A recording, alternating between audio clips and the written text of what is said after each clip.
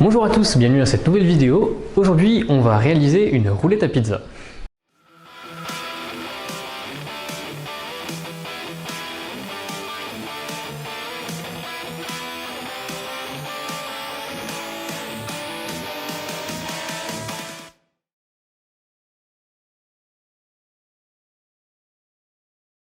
Dans la vidéo d'aujourd'hui, on va se pencher sur un projet un petit peu spécial et qui va vraiment me faire sortir de ce que j'ai l'habitude de faire. On va fabriquer un équipement de cuisine qui est une roulette à pizza. Certains d'entre vous le savent peut-être, mais je suis le créateur et administrateur d'un groupe Facebook qui s'appelle La Coutellerie Une Passion. Bien entendu, vous trouverez tous les liens dans la description pour le rejoindre si ça vous tente. Et sur ce groupe Facebook, on a de temps en temps des concours qu'on organise. Et pour ce concours-là, on a décidé de faire une roulette à pizza et de sélectionner un gagnant. Il y a un lot à la clé. Et donc le but aujourd'hui, c'est de faire la roulette à pizza qui soit la plus originale, la plus jolie possible et qui sorte un petit peu du lot. Pour ce projet, il va donc nous falloir deux parties, le manche ainsi que la lame. Et on va utiliser de l'acier de récupération qui va provenir d'une vieille lame de scie. Allez, c'est parti!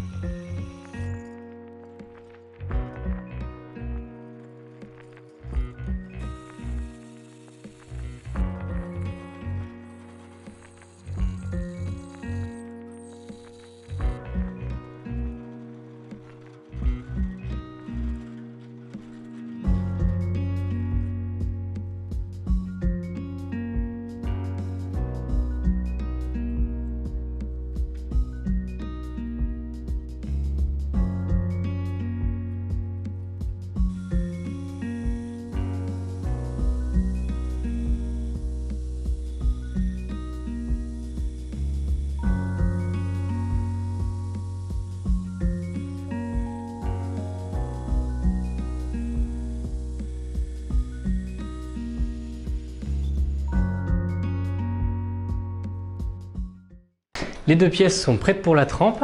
Je vais tremper le manche, pas pour lui faire gagner en solidité, parce qu'en soi il n'y en a pas besoin, c'est pas une pièce qui va subir des torsions de toute façon.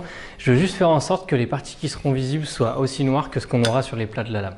Pour la lame par contre, elle a besoin d'être durcie, même si en soi ça pourrait se discuter vu que c'est juste fait pour couper de la pâte à pizza.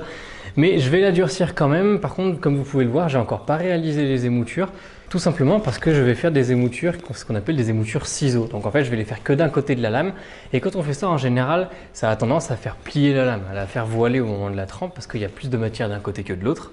Or, si une lame comme ça plie, je vais avoir absolument aucun moyen de rattraper le coup, donc je veux garantir qu'elle reste bien droite. C'est pour ça que je vais la tremper maintenant et que je ferai les émoutures après.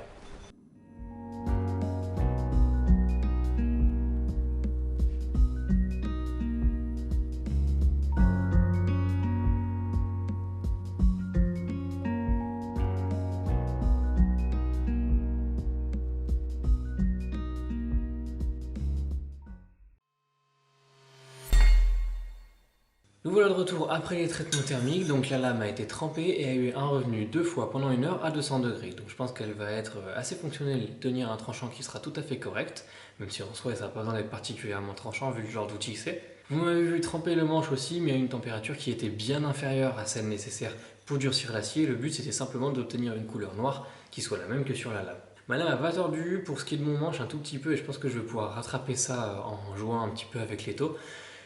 Comme le projet est divisé en 2 parties, je vais d'abord m'occuper du manche parce que comme ça, le temps que la colle sèche sur le manche, je vais pouvoir m'attaquer à la lame. Et pour les plaquettes du manche, on va utiliser un bois qui s'appelle du bois Saint-Martin qui m'a été offert par un ami que je remercie beaucoup d'ailleurs. J'avais déjà découpé des plaquettes dans le bloc qui m'avait été donné, donc il ne reste plus qu'à les aplanir et ensuite on pourra les façonner.